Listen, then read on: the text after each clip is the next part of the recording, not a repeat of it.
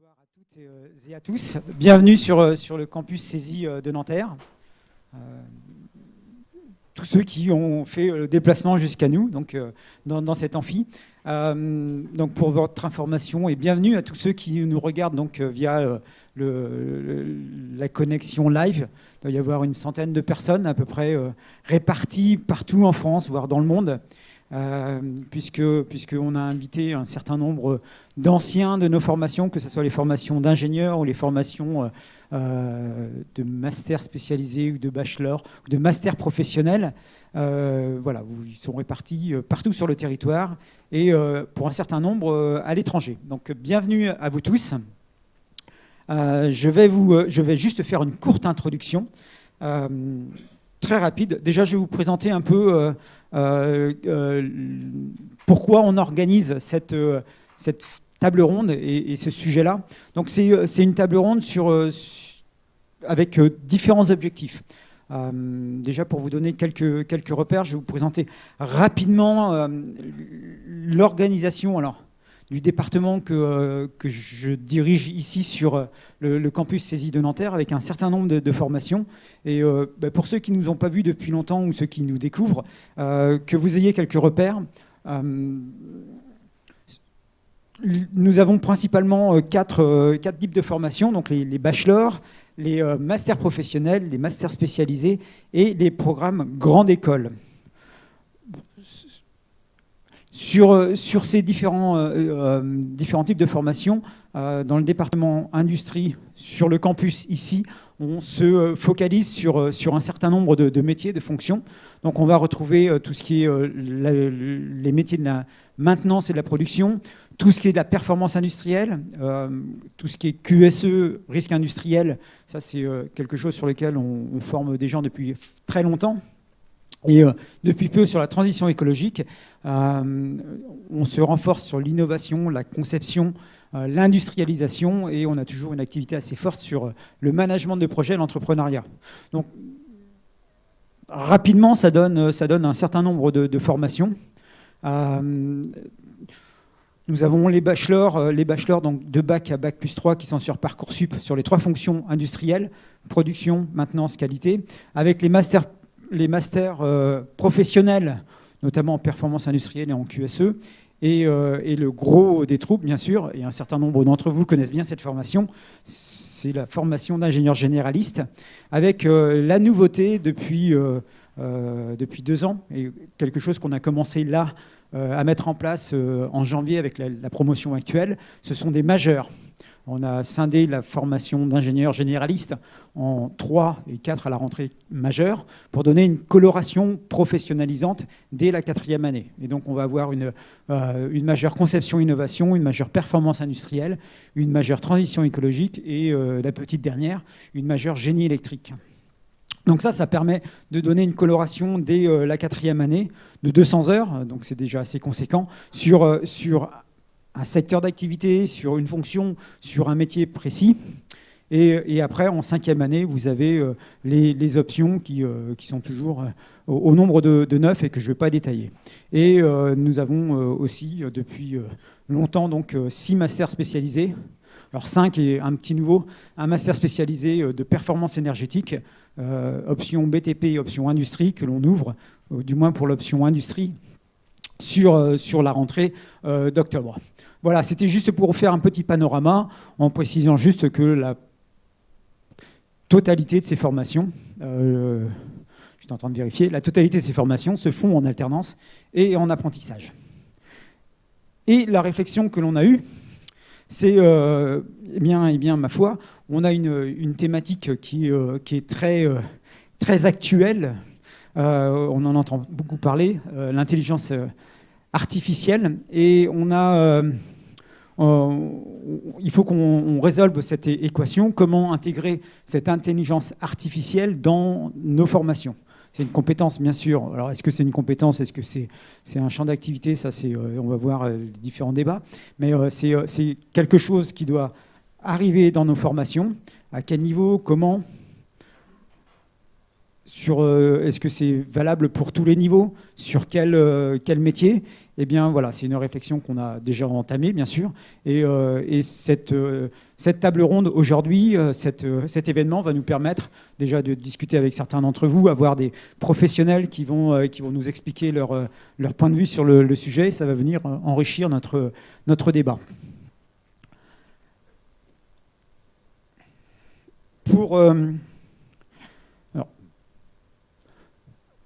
Juste pour reboucler rapidement le programme donc, de cette soirée, on va laisser la parole à Jenan Younes qui va venir dans 2 minutes.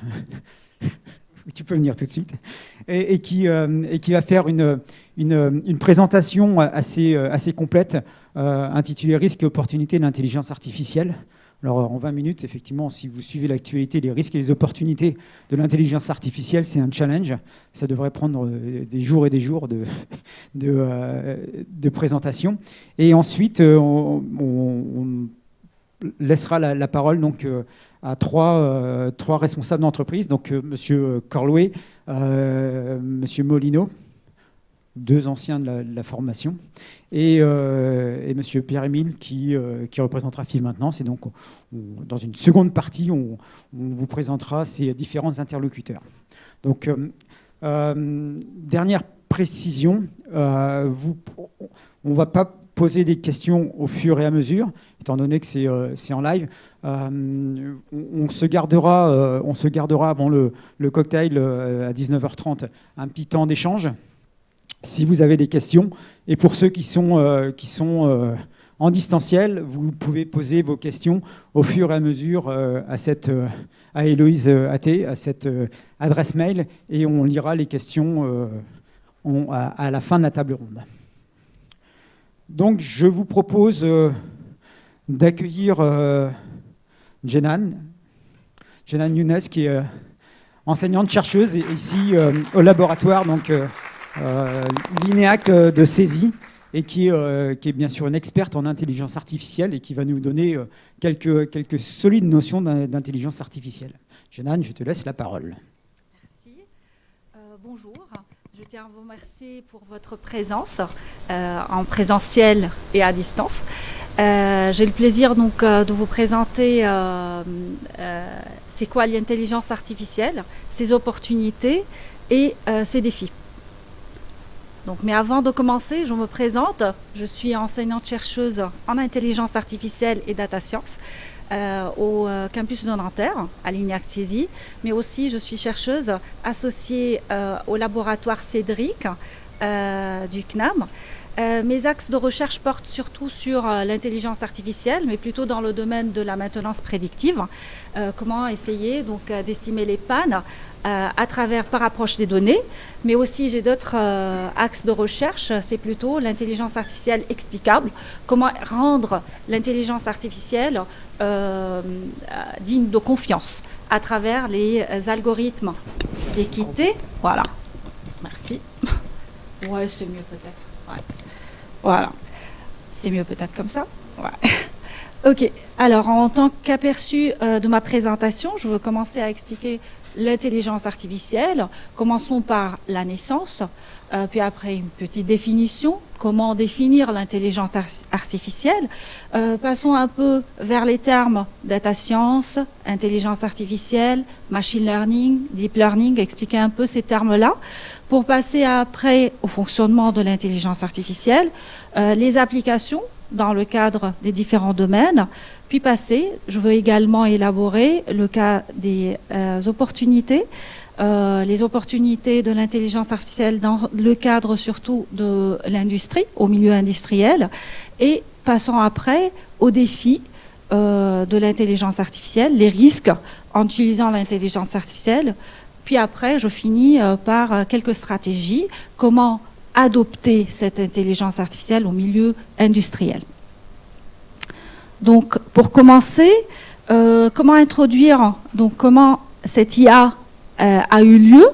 Le terme de base, donc terme IA, il apparaît lors de la conférence confidentielle qui a eu lieu à l'université de Dartmouth en 1956, qui a été élaborée par les pionniers de ce domaine. Je note Minsky et McCarthy. Donc c'est là où on a vu le terme IA, et la naissance de l'intelligence artificielle a eu lieu. Mais cette intelligence artificielle et ce terme-là, il remonte donc à différents travaux de recherche. Ça a été exploré lors des travaux de recherche avec la logique mathématique d'Aristote, mais aussi où on a vu donc les différents travaux de McCulloch et Pitt qui ont essayé de proposer une notion mathématique et informatique sur les neurones biologiques. Et on les a notés, les neurones formels. Aussi, ça a été aussi remonté aux travaux et l'intelligence de Turing, donc Alan Turing. Ce test de Turing, le but, c'était pour lui de mesurer si l'intelligence artificielle, elle peut être confondue avec l'intelligence humaine. Ce test-là, il a été donc proposé de la manière suivante. On a une personne A qui veut être en contact ou en interlocution avec une autre personne B et un ordinateur C. Après une discussion de 5 minutes, le but, c'est essayer donc que l'humain A, il va essayer de déterminer lequel entre ces deux interlocuteurs sera l'humain et lequel est la machine. Donc l'objectif pour Alan Turing, c'était pas de répondre que la machine ne répond pas exactement correctement aux questions, mais c'est plutôt essayer de tromper l'humain. D'accord ? Voilà. Donc, en tant que définition, Marvin Minsky, il a défini l'intelligence artificielle comme la construction des programmes informatiques qui vont être capables d'accomplir des tâches. D'habitude, ils sont accomplis par l'humain parce que ça demande du raisonnement et de la réflexion et de mémoire. McCarthy, il a défini l'IA comme la science et l'ingénierie pour faire la machine intelligente, pour rendre la machine intelligente à travers les programmes informatiques. Donc le but, l'objectif de l'intelligence artificielle, c'est essayer de concevoir donc des systèmes qui sont capables d'imiter l'intelligence humaine. Et en d'autres termes, essayer de permettre donc à la machine de penser comme nous, les humains, et en d'autres termes, de prendre et de rendre cette machine intelligente. Bien sûr, cette intelligence artificielle est devenue au cours des années avec différentes disciplines. On peut voir dans le cadre de l'informatique, les neurosciences, en psychologie, en logique. Donc, ça rentre dans les différents domaines d'application même aussi. Un petit aperçu du développement de l'intelligence artificielle et la chronologie du développement de cette intelligence artificielle. Comme j'ai dit, donc, le point de départ de l'intelligence artificielle a eu lieu lors de la conférence de Dartmouth, donc en 1956, où on a vraiment inventé donc, le mot intelligence artificielle, qui a été inventé plutôt par McCarthy et Minsky. Et après donc cette conception-là ou cette invention, les chercheurs ils ont commencé à essayer de répondre à différentes problématiques de logique mathématique. On a vu les travaux de Arthur Samuel qui a essayé de faire un petit avancement dans le cas de l'apprentissage automatique. Mais aussi, on a vu aussi la création du programme ELISA, qui est le premier chatbot présenté. Mais avec ces développements-là, donc les chercheurs, ils ont commencé à voir qu'il y a des limites dans le développement de l'IA, parce qu'à l'époque, l'ordinateur, il manquait de la capacité de calcul, il manquait du stockage, la capacité de stockage. Donc, on voit un peu une stagnation entre les années 70 jusqu'aux années 80. Après, entre les années 80 et les années 90-2000, on a vu, c'est l'ère plutôt de l'apprentissage automatique. On l'appelle aussi les machine learning. Là, on l'a vu en 85 avec les travaux qui ont eu lieu pour introduire les différentes méthodes des méthodes de machine learning. On a vu le développement de l'arbre de décision, mais aussi on a vu les régressions et les réseaux de neurones, surtout avec les MLP, les réseaux de neurones MLP, qui ont été introduites en 85. Aussi, l'année 97 a eu vraiment un développement assez important en intelligence artificielle. C'est avec le logiciel Deep Blue qui a essayé, donc qui a pu battre le champion d'échecs, Kasparov. En 2006, Hinton et ses étudiants, ils ont fait un avancement assez important dans le deep learning, ce qu'on appelle aussi l'apprentissage profond, mais c'est surtout avec l'ère des big data, c'est là où on a vu vraiment une remontée, si vous voulez, ou vraiment un grand essor, un développement assez rapide et important avec l'ère du big data. Et c'est à partir de 2010 jusqu'à nos jours qu'on a vu pas mal d'améliorations et de développement en IA. En 2010, on a vu une grande commercialisation des premiers assistants vocaux, comme on le voit aussi en 2014 avec Cortana, avec Microsoft, qui a lancé cet assistant vocal. Et avec AlphaGo, qui est un logiciel basé sur l'intelligence artificielle, en 2016, ce logiciel AlphaGo, il a pu battre aussi le champion d'échecs, Lee Sedol, et c'est grâce à ça qu'il a démissionné. En 2000, et là, on voit à nos jours, avec l'OpenIA, que tout le monde l'utilise, là, les ChatGPT, on voit la version actuelle qui a été lancée donc, en 2020, qui était basée sur 175 milliards de paramètres. Et avec ces informations-là, on a pu, donc, grâce à des méthodes génératives, on l'appelle GPT, qu'on a pu essayer de voir un avancée exceptionnelle dans le cadre d'utilisation de ChatGPT, générer des textes, essayer de faire la conversation avec l'humain d'une façon vraiment très impressionnante. Et jusqu'à nos jours, on voit le développement encore et encore, et tout ça grâce aux évolutions de la capacité de calcul et bien sûr de tout ce qui est capacité de stockage. Alors, là, je passe un peu, comme j'ai parlé, j'ai passé à dire machine learning, j'ai dit deep learning, IA. Ces termes-là, tous ces termes-là, ils rentrent dans le cadre du terme qu'on l'appelle, ou du domaine de la data science. La data science, c'est le domaine qui englobe tous ces termes-là. En fait, la data science, c'est la découverte des informations à travers les données. Donc, on va essayer de trouver les gisements des données.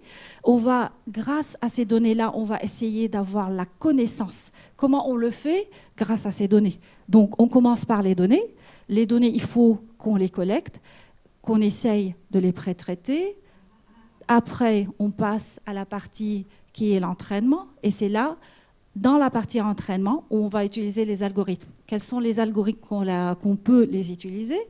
On peut passer à l'IA. Donc l'IA, ce sont des algorithmes qui vont essayer d'imiter l'intelligence humaine avec leurs capacités qu'on va essayer d'entraîner pour apprendre.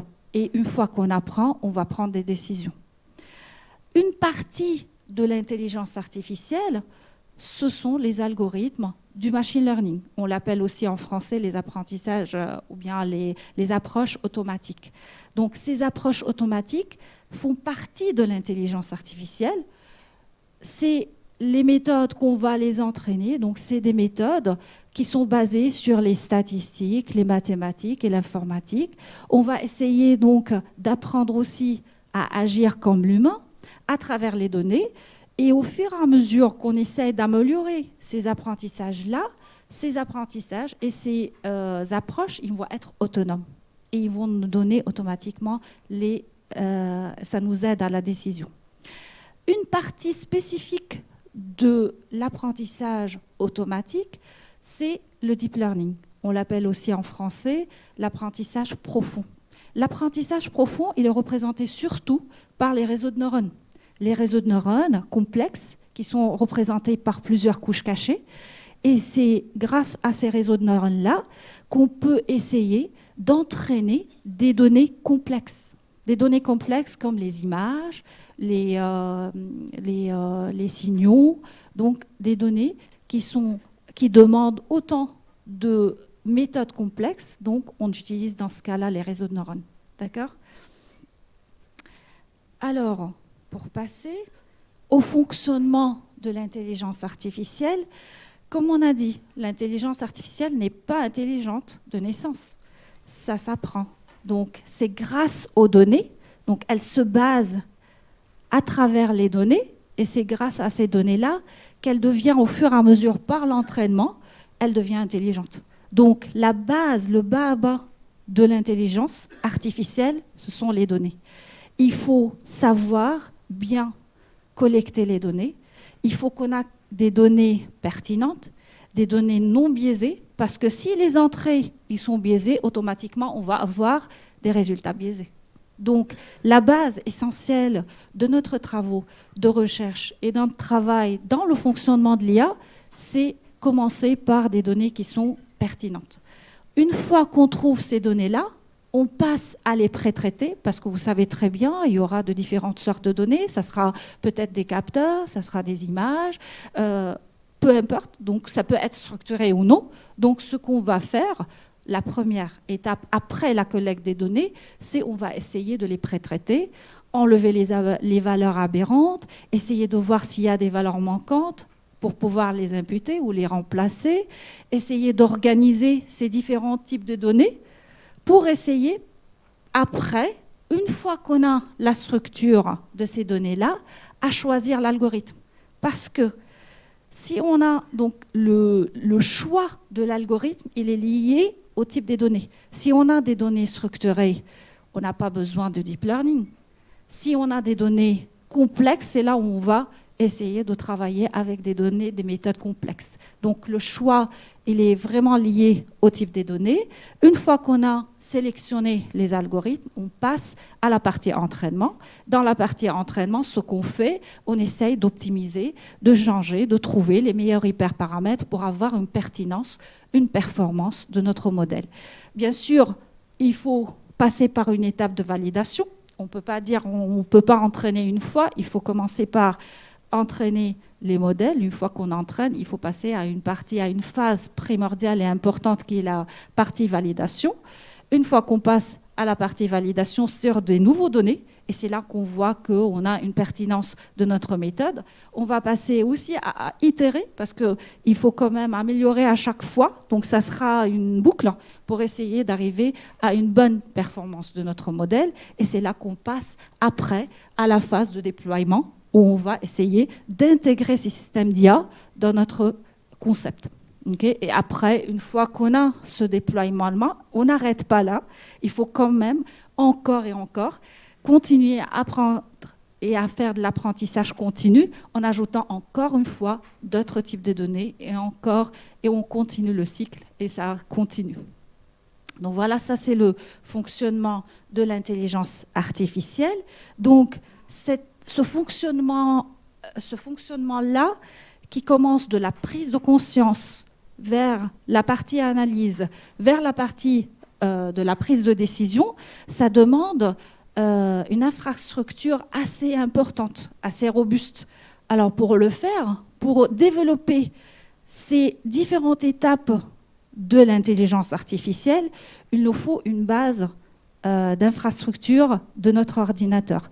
Donc ça commence bien sûr par des ordinateurs qui sont, comme on a dit, donc, au fur et à mesure dans le développement au XXIe siècle, c'est là où on a essayé de voir le bon développement de l'intelligence artificielle parce qu'on a eu des ordinateurs qui sont compétents, puissant avec les clusters, avec les puces qui sont avec qui donnent une énergie faible, une consommation d'énergie faible. On a vu aussi la mise en place, si vous voulez, l'ère de Big Data. C'est là où on voit ce développement de l'infrastructure de nos ordinateurs qui nous a menés vers ce développement et cette évolution des algorithmes. Parce que ces algorithmes, surtout, là j'ai noté machine learning, deep learning, c'est plutôt avec les deep learning qu'on a besoin parce qu'ils travaillent sur des masses énormes des données, donc ça demande une infrastructure assez importante pour qu'on puisse l'appliquer. Et bien sûr, comme j'ai dit, ces algorithmes-là, ils sont basés sur la théorie, donc théorie de probabilité, des statistiques, des mathématiques et aussi informatique. Et suite à ce développement-là, suite à cette évolution des algorithmes, qu'on a pu essayer de trouver des nouvelles technologies assez pertinentes, assez puissantes, comme la vision par ordinateur, comme les NLP, on l'appelle en français aussi les traitements, le TAL, traitement de langage naturel automatique, la reconnaissance faciale, la reconnaissance d'image. Donc, toutes ces technologies-là, c'est grâce à cette évolution des algorithmes qu'on a pu trouver une grande évolution dans les technologies comme les computer vision, NLP et autres. Alors, aujourd'hui, comme on a dit, ce développement de l'IA a franchi un certain seuil assez important. On le voit dans notre vie quotidienne. Donc, on le voit dans ces scénarios d'application, on le voit même avec notre smartphone, mais aussi avec les voitures intelligentes. On le voit avec les maisons intelligentes, mais on voit aussi le développement de la phase de la réalité augmentée. On voit les robots qui peuvent parfois remplacer, même dans le cadre de la santé, un médecin pour faire des opérations. Aussi, dans le cadre du domaine de la santé, on voit les diagnostics médicaux, comment on a pu, à travers la reconnaissance d'images, on arrive à diagnostiquer des maladies, mais aussi dans le cas commercial, où on voit comment, avec le marketing, on utilise l'IA partout pour essayer de détecter et de faire des recommandations systématiques à chaque fois qu'on va chercher ou acheter un petit produit. Donc, passons maintenant à voir l'opportunité de l'IA dans le milieu industriel. En fait, il y a différentes opportunités, plein d'opportunités offertes de l'IA dans l'industrie. Je vais noter quelques opportunités. Je commence par l'automatisation de la fabrication. Vous savez très bien, parfois il y a des tâches complexes que l'humain le fait et qui demande et qui peut-être on peut avoir de certaines sécurités. Donc pour cela, on peut voir que on peut remplacer ces tâches complexes par des robots qui peuvent remplacer l'humain pour faire ces tâches complexes et comme ça on peut réduire les différents incidents. On peut travailler avec la maintenance prédictive qui est mon domaine. Dans la maintenance prédictive, qu'est-ce qu'on fait? On essaye d'estimer et prévoir les pannes avant que ça passe à travers les données. Donc, par approche des données, on peut essayer d'estimer la durée de vie résiduelle des systèmes et à partir de là, on peut s'en sortir pour essayer donc de ne pas faire à chaque fois de la maintenance. Comme ça, on peut directement essayer, à travers cette estimation, on peut directement savoir quand est-ce qu'on fait la maintenance. La même chose donc pour le contrôle de qualité, avec l'intelligence artificielle, avec différents algorithmes d'intelligence artificielle, on peut essayer de détecter les anomalies et comme ça, on peut répondre aux normes de ISO et à partir de là, on aura comme ça une bonne performance dans nos travaux dans l'industrie. La phase 4, l'optimisation des processus. Avec la production, vous savez très bien, la production, elle passe par différentes étapes. Et là, avec l'IA, on peut essayer de détecter à l'avance les anomalies, le dysfonctionnement de certaines étapes. Et comme ça, on peut réduire le coût à travers ces différentes opportunités. Ce qu'on peut faire, les entreprises ils peuvent automatiquement, avec l'application de l'IA, on peut gagner d'efficacité, on peut simplifier des tâches qui sont complexes demandées par les humains, on peut aussi réduire nos coûts et de même, on peut augmenter la productivité. Donc, avec l'IA, les milieux industriels, ils peuvent transformer, donc c'est la façon dont ils réagissent pour avoir une productivité meilleure. Mais malgré ces avancées, malgré toutes ces avancées impressionnantes en IA, on voit que l'IA, elle présente certaines limites et certains défis importants. On les a vus au fur et à mesure dans le temps. Là, je veux citer quelques erreurs qui ont été commises par l'intelligence artificielle. Je commence en 2015. Google, à travers le logiciel qu'il a mis en reconnaissance d'image, il a qualifié les images des gens de couleur en tant que gorilles. Et suite à ça, ils ont tout de suite arrêté ce logiciel-là. Je parle de T, qui est le premier chatbot proposé par Microsoft. Aussi, il a été détourné directement après son lancement en 2016 parce que en faute de antisémitisme, racisme, sexisme. Aussi, je note le logiciel de recrutement qui a été mis en place en 2016 par Amazon en utilisant les algorithmes de l'IA. Il préférait les logiciels.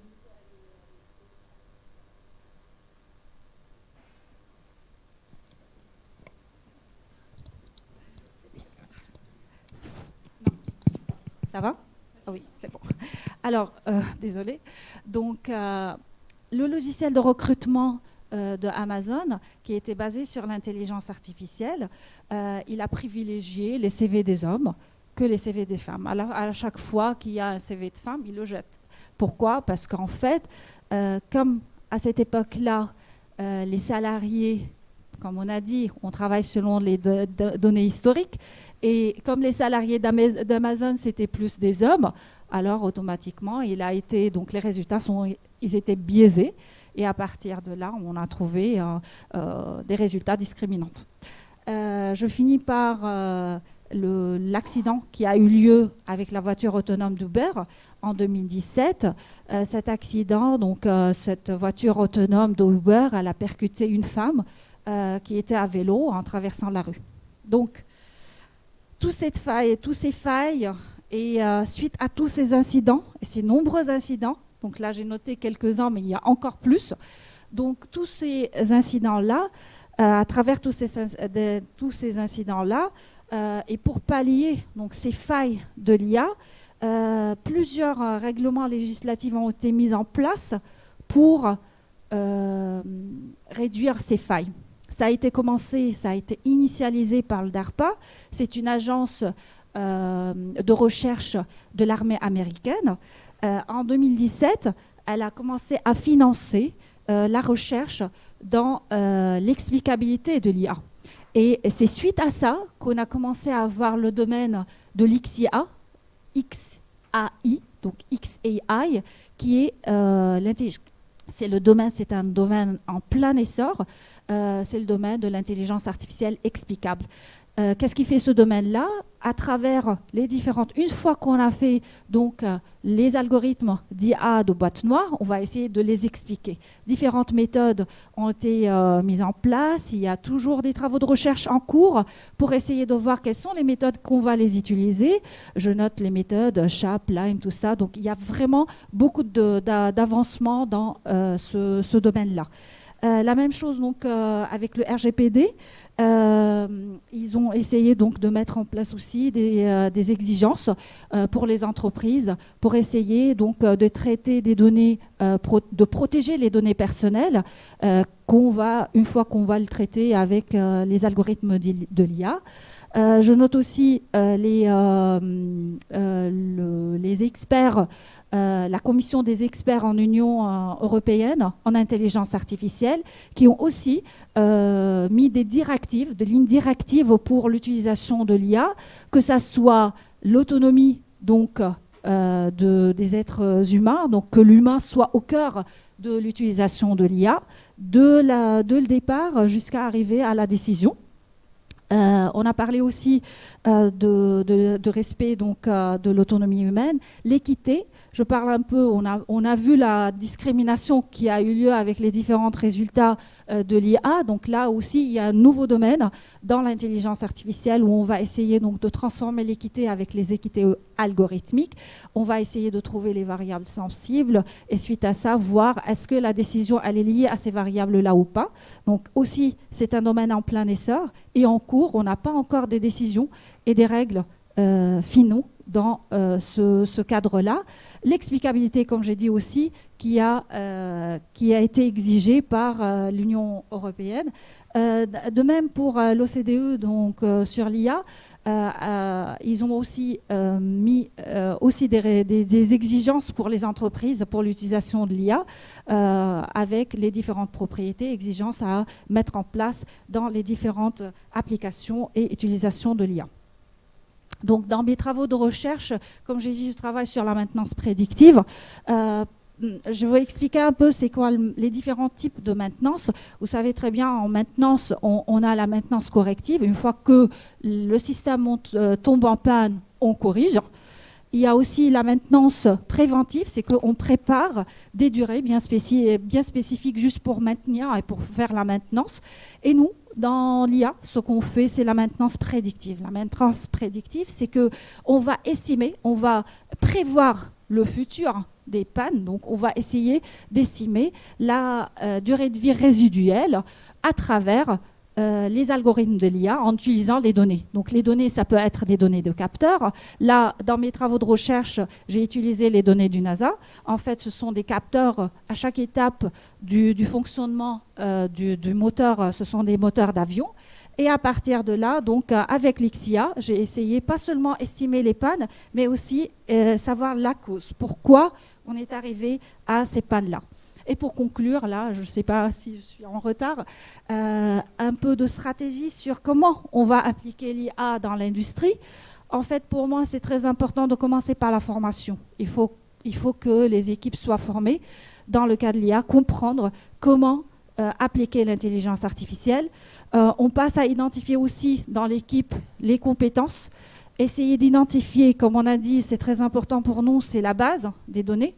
Donc, savoir comment choisir les données, quelles sont les données à utiliser, est-ce qu'il y a, s'il n'y a pas, est-ce qu'on peut mettre des capteurs pour essayer d'avoir ces informations qu'on veut, définir des objectifs, parce que suite à ces objectifs-là, qu'on va essayer de comprendre quelle stratégie faire et quelle approche, quel algorithme on va utiliser. Après, on peut aussi ne pas oublier la prudence de l'IA dans les différentes utilisations, essayer de respecter les normes et les règlements législatifs, que ça soit confidentiel, sans biais, qu'on aura l'explication une fois qu'on a la décision, que l'humain soit au cœur de notre présentation et de notre travaux de l'intelligence artificielle et à la fin dire que voilà, il faut nécessiter bien sûr une vision globale. Donc pour conclure, voilà, donc il nous faut, on peut utiliser l'IA, il y a plein d'opportunités, mais il ne faut pas oublier les défis. Donc il faut qu'on va s'approcher toujours vers une IA qu'elle respecte. Donc elle est robuste, mais elle respecte aussi, est responsable, respecte l'humain, soit explicable, et pour arriver bien sûr à trouver des entreprises compétitives et innovantes dans un cadre de monde qui est en pleine évolution. Voilà, merci. Merci Jenan. On garde les questions pour après. Donc je vais inviter les trois protagonistes de la table ronde.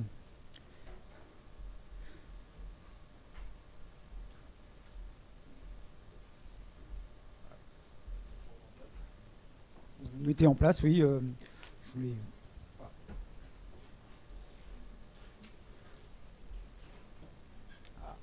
avec un blocage de PC. Voilà.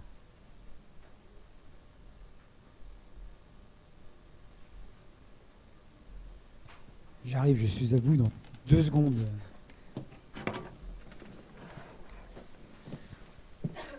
Juste un petit sondage rapide qui n'engage à rien pour ma culture personnelle. Qui parmi vous a déjà utilisé ChatGPT? Levez la main. Ok, qui n'a pas utilisé ChatGPT? Pour ceux qui nous regardent sur le live, donc c'est 2 tiers à peu près, 2 tiers de la salle sur 80 personnes. Quoi. Il y a 5 ou 6 personnes qui n'ont pas utilisé ChatGPT sur les 70-80 qui sont là. Ok, donc ça fait... ok. Merci. Ça conforte mon idée qu'effectivement ChatGPT c'est devenu un outil important que l'on doit contrôler dans les évaluations de nos élèves. Ça, c'est un autre sujet. Donc, on va commencer la table ronde. Donc, vous avez vu après cette introduction sur l'intelligence artificielle qui peut être très vaste. L'idée, c'était de répondre, enfin, de commencer à répondre à cette question comment l'intelligence artificielle s'intègre dans les processus industriels. Donc, précision, on n'est pas du tout sur la conception de l'intelligence artificielle au niveau informatique, au niveau conception. On est plutôt sur l'applicatif. Et donc, je vais laisser. On va faire un premier tour rapide de présentation avec Kevin Pierre-Émile, qui est le président de FIV Maintenance. Et je vais lui laisser la parole donc, pour vous présenter votre entreprise et vous présenter. Normalement, ça doit marcher. Ok, ça fonctionne, très bien. Bonsoir à tout le monde, aussi très heureux d'être parmi vous ce soir pour parler de maintenance, d'industrie et d'intelligence artificielle.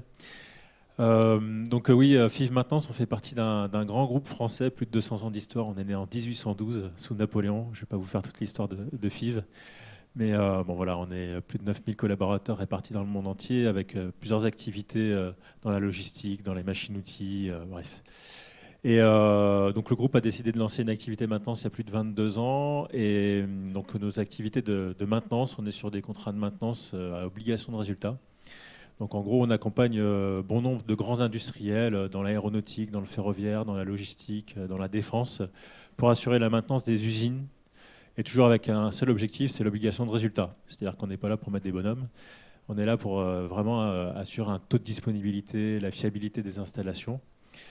Et voilà, on a 22 ans d'histoire. On fait partie des acteurs majeurs en maintenance industrielle en France. Et on compte bien développer notre ambition qui est réinventer la maintenance en lien avec les derniers outils technologiques. Effectivement, FIV, qui est une pépite industrielle française et qui est souvent méconnue. Très méconnue. Très méconnue, mais qui est une pépite industrielle. Exactement. Alors. Daniele. Ah oui, il y a 2 micros normalement qui sur le partage. Daniel Molino, donc au passage P21, donc juste pour bien placer le cadre. Merci Elvis, qui est un survivant de la P21.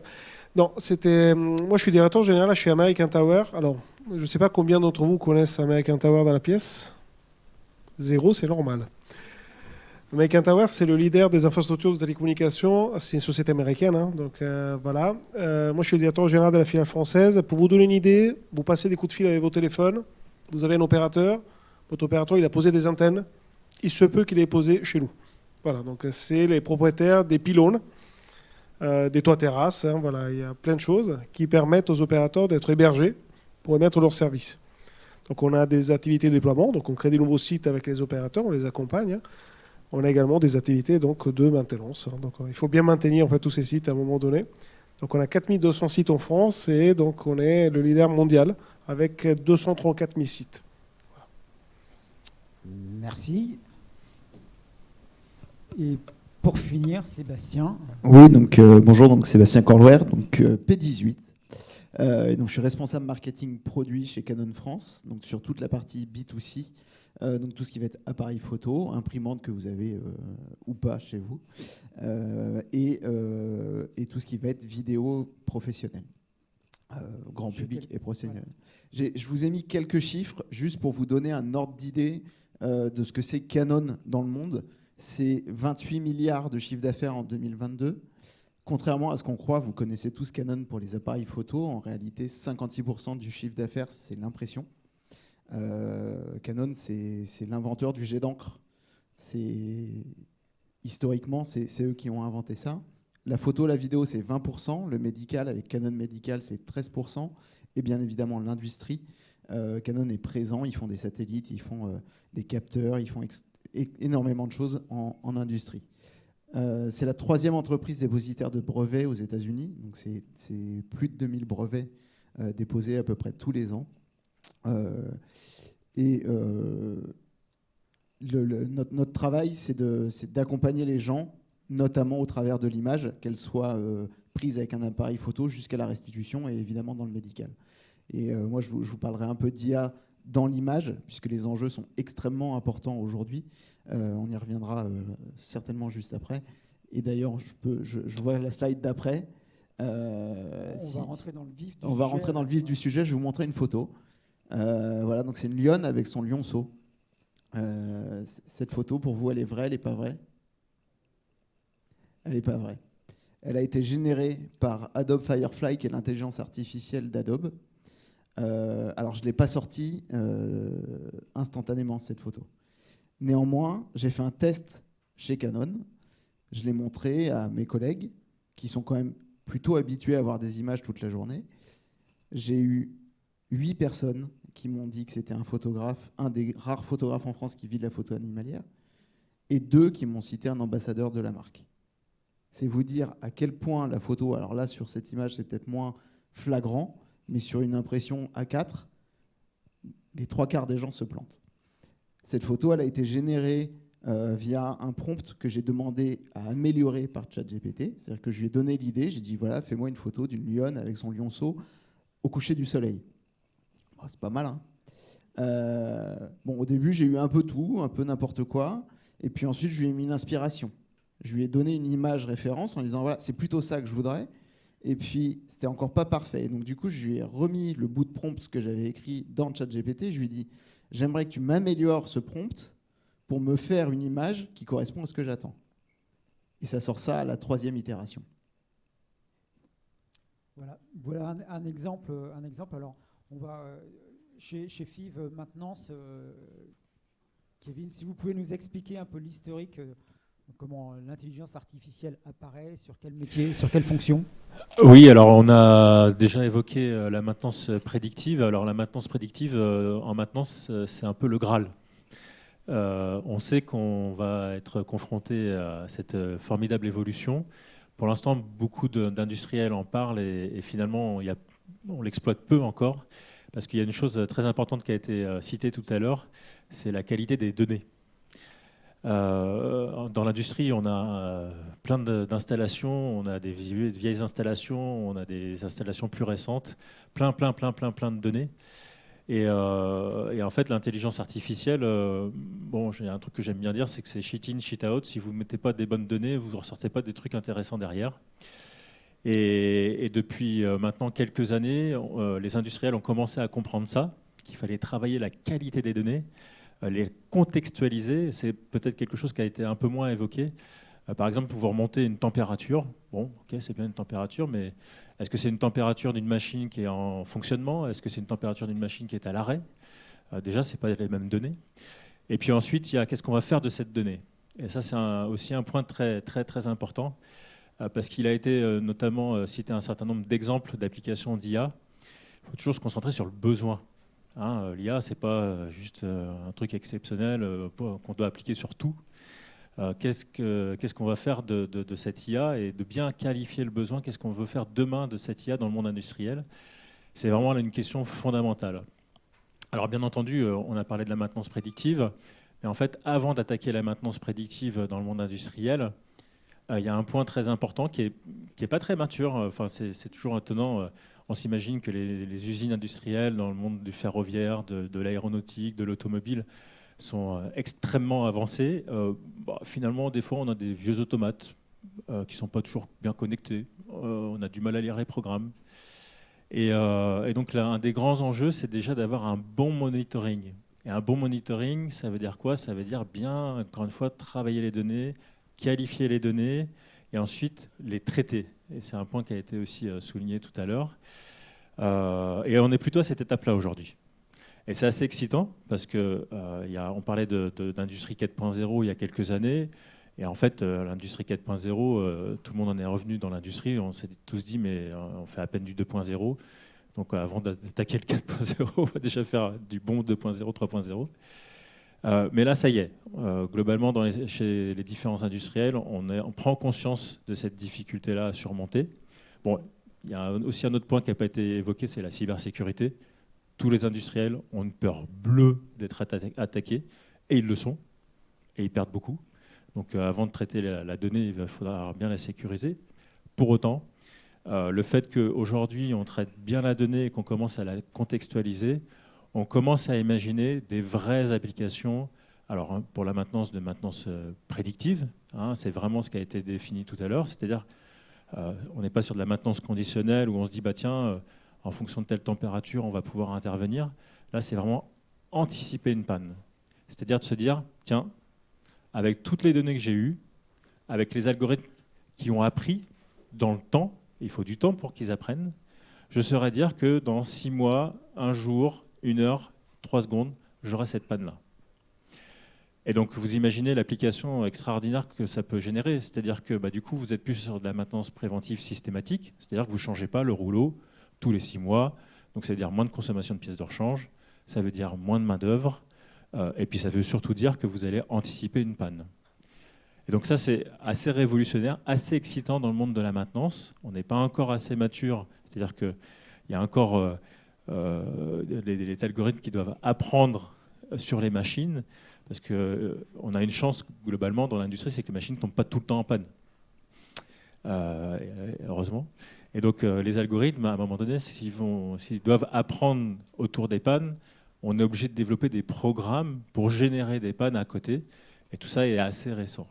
Mais clairement, d'ici, en tout cas à FIV Maintenance, on est vraiment focalisé là-dessus avec une autre société dans le groupe qui est FIV Cortex, qui est spécialiste de big data et d'intelligence artificielle.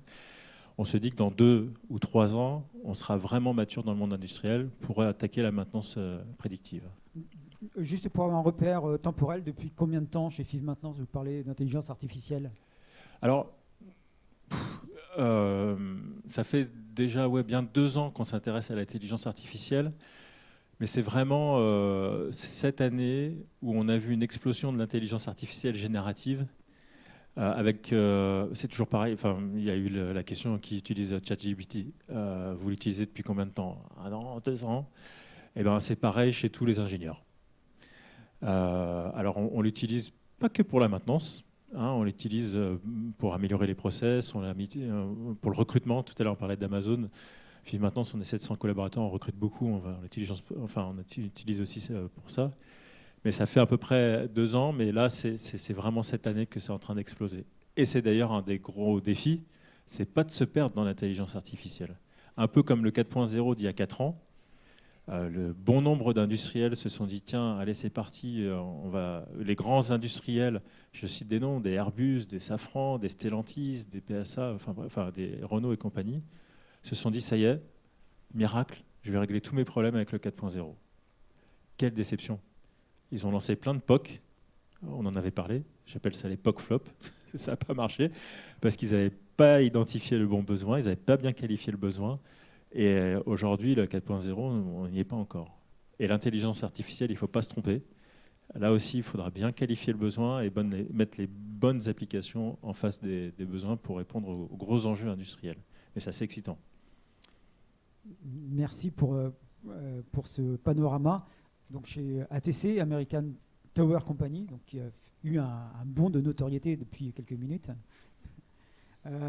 Donc, il y a une grande entreprise. Vous aussi, vous mettez en place donc, des applications avec l'intelligence artificielle. Oui, alors, je pense qu'il y a quand même quelque chose qu'il faut mettre en perspective. Parce que moi, j'ai l'impression que dans la pièce, les gens ils parlent d'intelligence artificielle, ChatGPT. En fait, j'ai l'impression qu'on a découvert il y a 2 ans le sujet. En fait, on l'utilise depuis des années, sauf qu'on ne le savait pas. On ne l'appelait pas comme ça, finalement. Combien d'entre vous ont utilisé Google Translate, par exemple, en fait, dans le passé? Alors, allez, soyons sincères. Allez, je le lève.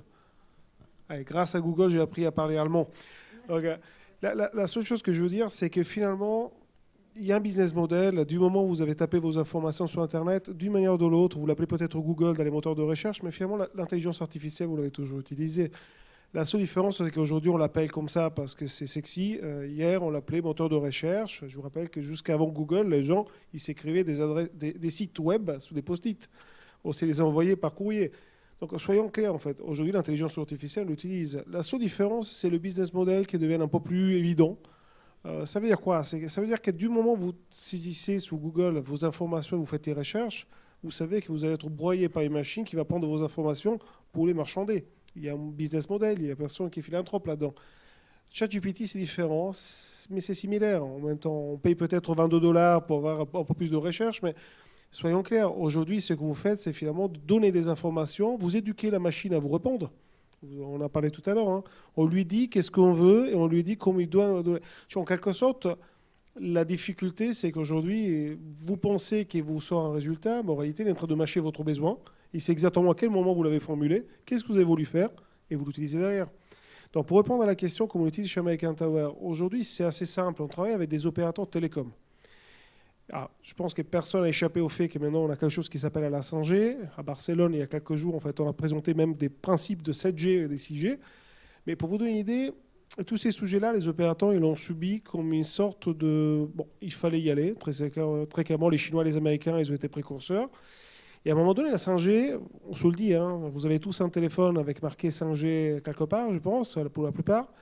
La 5G, il a simplement servi à absorber la data que la 4G ne pouvait plus absorber. Ne pensez pas que les gens ils voyagent avec 300 mégaoctets et ils ont une grande différence. Il n'y a pas de différence. Aujourd'hui, on absorbe de la capacité. Pourquoi? Parce que finalement, vous avez tous regardé les petites courbes d'utilisation de la data, ça grimpe, c'est exponentiel. C'est un peu ralenti dans les dernières années, mais il a une tendance qui reste exponentielle.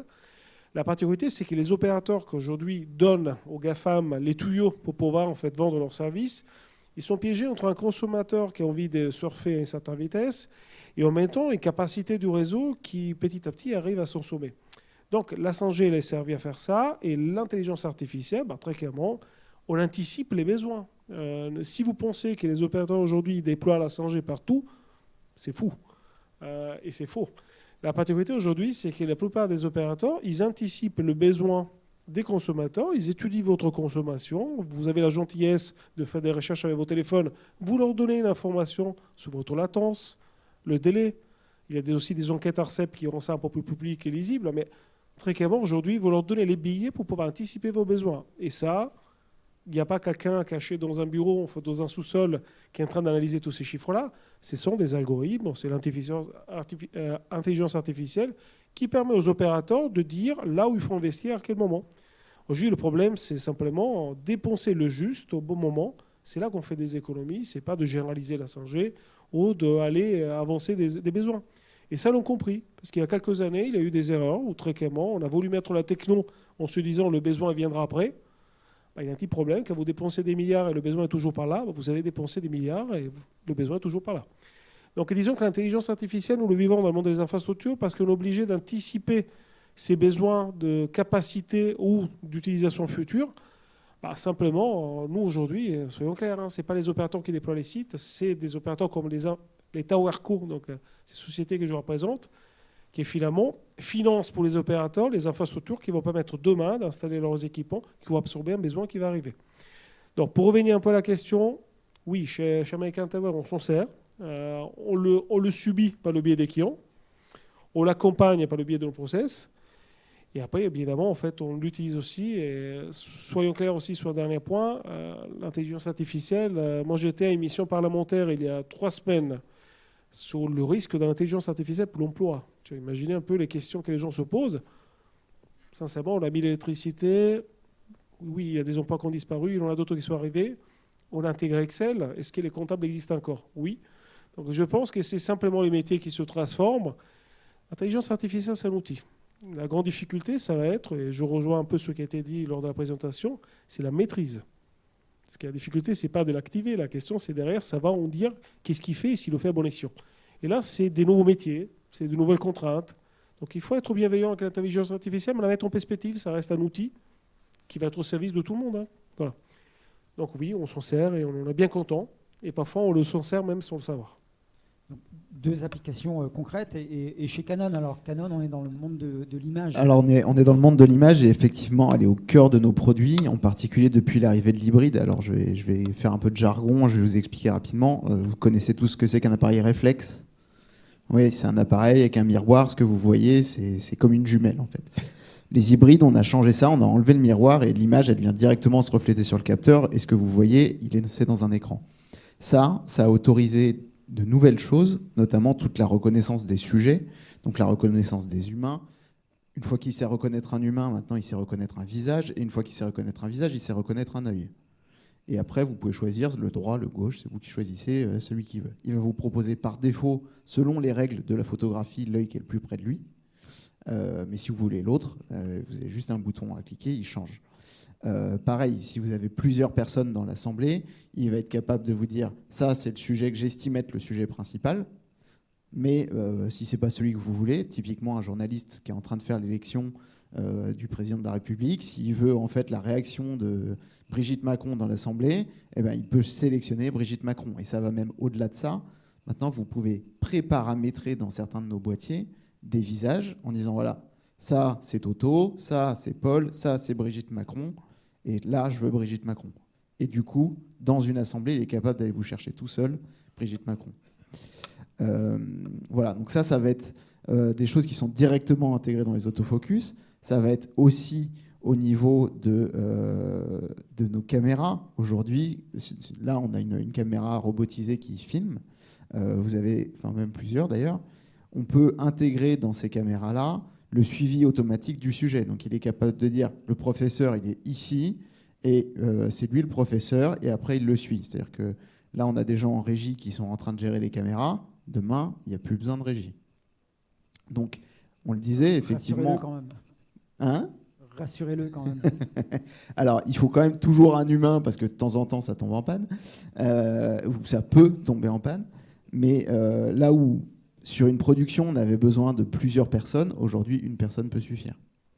Un photographe, il va gagner un temps énorme en termes de reconnaissance de sujet. Vous imaginez aujourd'hui, sur un terrain de foot, le photographe qui est sur le bord du terrain, il n'a juste pas le droit de rater sa photo. Aujourd'hui, quand vous voulez rater une photo avec un appareil photo, que ce soit les nôtres ou ceux de la concurrence, globalement, il faut le faire un peu exprès. Sinon, il n'y a quasiment aucune chance. Et l'intelligence, elle va plus loin maintenant, c'est que il est capable de reconnaître des animaux, un chien, un chat, un oiseau, un cheval, un train maintenant, et des véhicules, une voiture, une moto. Ah oui, mais une moto, c'est pas pareil parce que le pilote, il est sur la moto, on le voit, donc il a un casque. Et si par chance, le casque, il n'a pas de visière, bah, il a un œil. Et donc, on va aller chercher l'œil.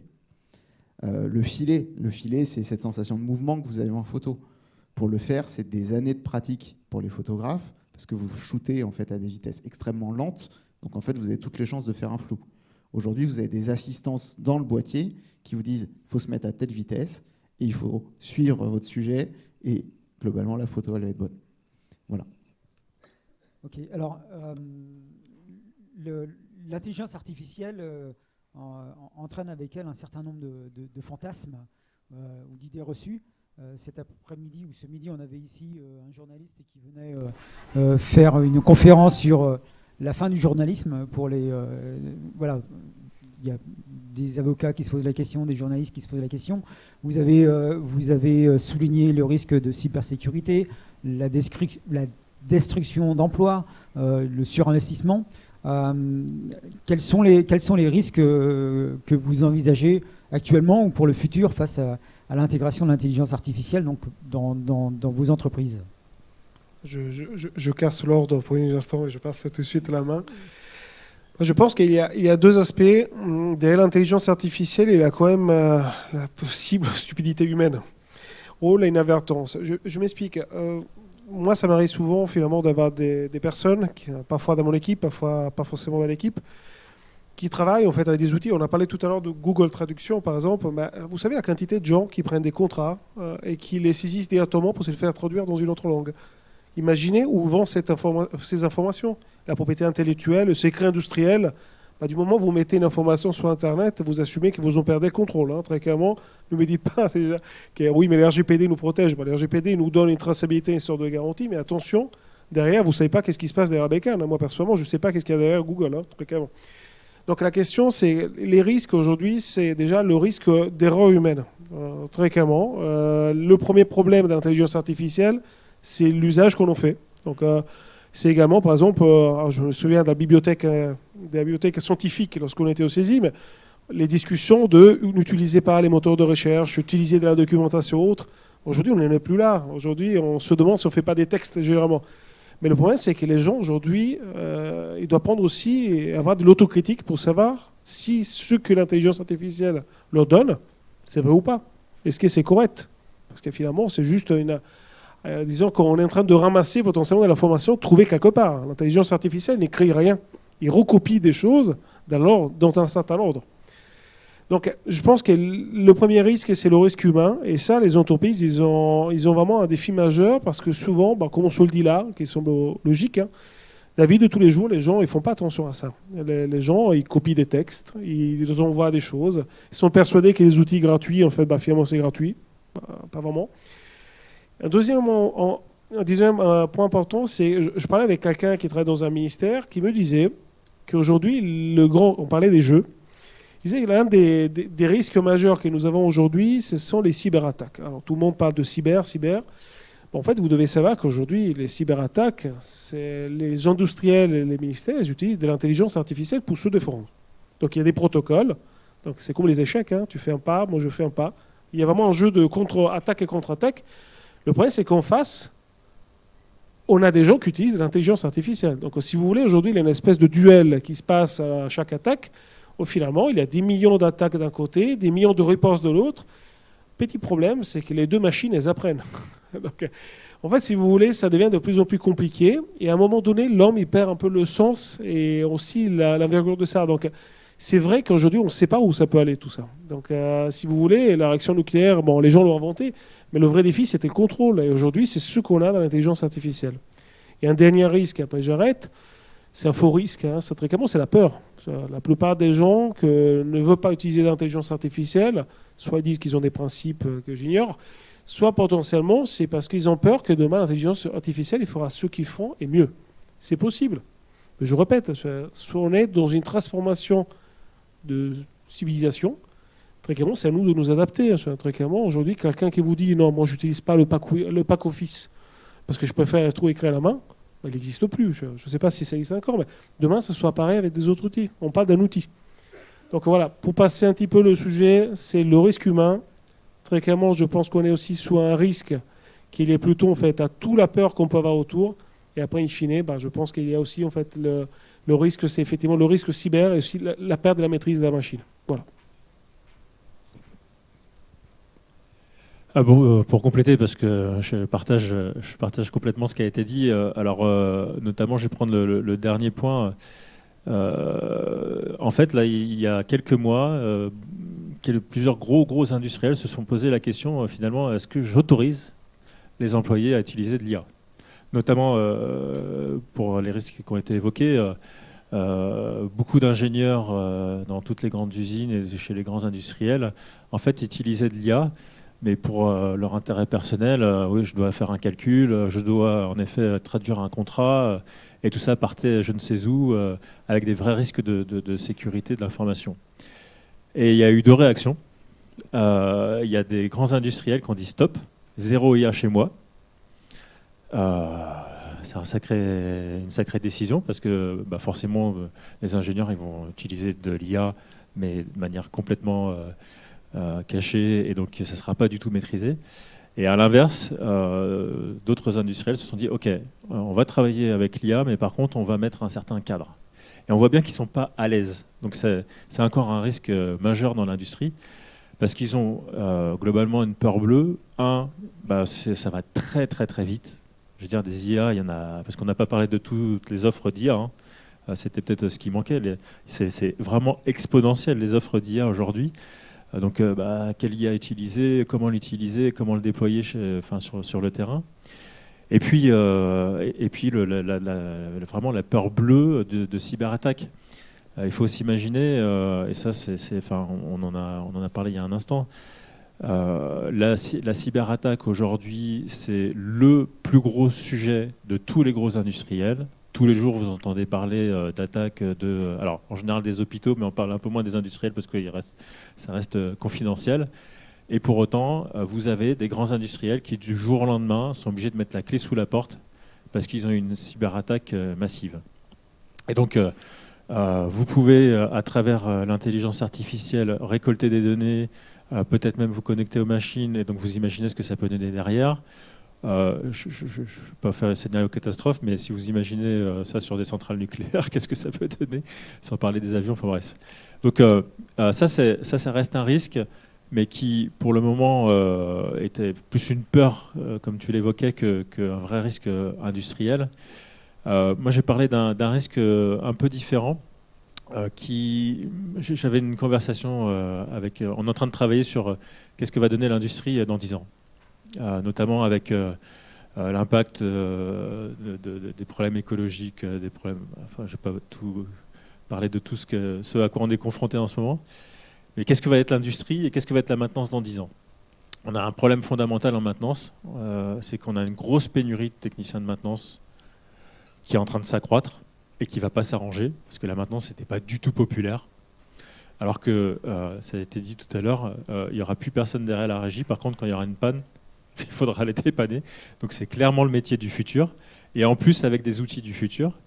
Donc là, probablement dans 10 ans, on va avoir des techniciens de maintenance un peu augmentés, mais par contre, il y en aura beaucoup moins. Donc il faudra qu'ils soient plus formés et compagnie. Et donc ça veut dire quoi? Ça veut dire, on parle de réalité virtuelle, d'accompagnement de l'intelligence artificielle, c'est-à-dire que demain, plutôt que de lire une gamme de maintenance préventive avec un mode opératoire qu'on lit, on va avoir de connecter l'oreillette dans des lunettes et compagnie, le diagnostic et la résolution de panne, voire le mode opératoire pour faire de la maintenance préventive. Et donc, on discutait de ça, et il me dit, du coup, ça veut dire que, un, ils vont avoir peur de plus avoir de métier, et puis deux, ils vont plus réfléchir. Alors, pas vraiment. Déjà, le gros avantage, c'est que à partir du moment où ils seront accompagnés, ils vont pouvoir monter en compétences. Et ça, clairement, c'est un vrai problème aujourd'hui, parce que comme l'éducation nationale a encore beaucoup de travail pour améliorer le niveau de technicien de maintenance, et que par ailleurs, il y a une pénurie, c'est bien d'avoir des outils pour les aider. Et par ailleurs, à force de répéter ces opérations, parce que mine de rien, il faut quand même faire tourner la clé de 12, il faut intervenir sur le programme, comme moi, je ne savais pas construire un meuble, et grâce à YouTube, maintenant je sais construire un meuble, et je sais aussi dépanner ma voiture, ils seront beaucoup plus aguerris à ces exercices-là, et ils vont monter en compétences. Le revers de la médaille, pour moi, c'est l'esprit de synthèse. Une des très grandes forces de l'intelligence artificielle, c'est que ça vous fait des synthèses en un claquement de doigts. Mon fils, une des raisons pour lesquelles il utilise ChatGPT, c'est que, tiens, est-ce que tu peux me faire une synthèse du dernier cours de maths ou j'en sais rien. En 2 minutes, c'est fait. Et en fait, l'esprit de synthèse, c'est un mécanisme du cerveau qui est hyper important. Et à partir du moment où vous perdez cette force-là, vous n'avez plus d'esprit de synthèse. Donc comment vous arrivez à prendre du recul sur les sujets? Comment vous arrivez à gérer des priorités? Donc finalement, une des questions auxquelles on peut être confronté, c'est demain le technicien, il saura bien intervenir, il saura bien dépanner la machine, mais dans quelle mesure il arrivera à prendre du recul sur ses interventions? Dans quelle mesure il pourra gérer ses priorités? Bref, c'est toujours pareil. Moi, je sais que mes parents, c'était des dictionnaires ambulants. Moi, maintenant, j'utilise énormément Google pour trouver une information. Enfin, des dictionnaires, des encyclopédies vivantes, et encore plus mes grands-parents, alors qu'aujourd'hui, on utilise beaucoup Google. Ça, pour moi, c'est un vrai défi à surmonter. Comment on va affronter ce challenge de l'esprit de synthèse qui sera un vrai sujet. Et Sébastien. Donc pour compléter, moi je vois 2 problématiques. Alors pour compléter un peu ce qui a été dit, l'IA générative aujourd'hui, c'est un peu le Far West. Vous avez des IA qui sortent tous les jours, et je pense que là-dedans, il y a à boire et à manger. J'ai testé récemment, hors cadre professionnel, parce que justement, c'est des problématiques extrêmement importantes, puisque je suis responsable marketing produit, je sais ce qui va arriver dans les prochains mois. Imaginez si je balance des informations dans une IA. Où est-ce que ça va? Je ne sais pas. Néanmoins, quand vous voyez la capacité de l'outil à écouter une conversation et à vous la synthétiser, ça fait peur, hein, parce que ça vous fait des trucs en gras, ça vous sort les chiffres clés de la discussion, ça vous fait l'intro, le pavé et la conclusion, hein, et éventuellement les next steps. Alors, il y a un avantage génial, effectivement, pour ceux qui se tapent les comptes rendus de réunion, c'est un super gain de temps. Et au moins, il est dans sa réunion, il écoute ce qui se passe, plutôt que de sortir de la réunion en n'ayant rien écouté parce qu'il était trop occupé à écrire. Maintenant, c'est ce qu'on disait, va falloir que ça soit un petit peu accompagné, ce genre de choses. Ça, c'est la première chose dans les entreprises. Faites très attention à où vous mettez les informations et les informations que vous mettez. Parce que même sans le savoir, vous pouvez faire des fuites. Sans penser à mal, mais ça peut arriver. La deuxième chose, elle va être plus liée à l'image. Je vous montrais cette image en préambule. Bon, certains ont dit qu'elle était fausse, bien vu. On peut le voir à certains éléments. Mais ça, c'était une des premières versions de Firefly. Imaginez ce qu'elle va sortir dans 3 ans, 4 ans, 5 ans. Et déjà aujourd'hui, un certain monsieur P utilise vraisemblablement des choses de ce type-là pour faire de la désinformation. C'est très facile de sortir une image qui est complètement pipeau sans que personne ne s'en rende compte. Et au début, on avait des problèmes de doigts, il y avait des gens qui avaient 5 doigts, 6 doigts, ou des mains en crochet, des choses un peu bizarres. C'est déjà corrigé. Donc ça va très vite, et ces mains en crochet, je parle de ça, c'était il y a 1 an à peine. Et ça, c'est déjà corrigé. Donc la vraie question et les enjeux demain, notamment pour des marques et des fabricants d'appareils photo, ça va être comment on sait qu'une image, elle sort d'un appareil photo ou elle a été générée. Donc les sociétés actuellement, elles travaillent sur ça pour pouvoir s'assurer que la data, encore une fois, elle est vérifiable et vérifiée. Demain, imaginez, j'envoie un cliché au monde en disant voilà, il y a eu un attentat je ne sais pas où. S'ils ne sont pas en capacité de vérifier que ma photo elle a bien été faite avec un appareil photo, elle sort d'où la photo? Est-ce que c'est vrai? Est-ce que c'est pas vrai? Alors avec les réseaux, Internet, etc., on va vite savoir si c'est vrai pour un attentat, mais ça peut être des choses bien plus infimes, mais qui peuvent avoir des enjeux bien importants également. Merci pour ces précisions. Alors, il y a une question qui nous intéresse ici au plus haut point à CESI, vous l'avez déjà abordé, le sujet. Alors, à CESI, nous avons des formations en informatique, d'ingénieurs en informatique, dans le numérique, avec des options, des spécialités intelligence artificielle, donc des gens qui vont concevoir les logiciels. Là, on est plutôt alors moi, je dirige un département avec les différents métiers. C'est pas pour rien que je vous ai présenté les métiers en introduction. C'est au niveau des bachelors, donc au niveau des techniciens, au niveau des ingénieurs. D'après vous, qu'est-ce que l'on doit mettre en place en termes d'intelligence artificielle? Est-ce que on doit les former à l'intelligence artificielle? Quelles sont les priorités? Vaste sujet. Si je casse le rythme l'esprit de synthèse à mon tour, effectivement, ça va être. Je pense que c'est important de les former déjà à avoir un regard critique sur ce qui sort de cette intelligence artificielle, de bien la comprendre. Le meilleur moyen de ne pas en avoir peur, c'est de la comprendre.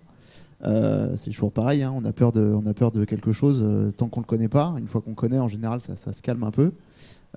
Et d'apprendre à la maîtriser, de savoir l'expliquer aussi.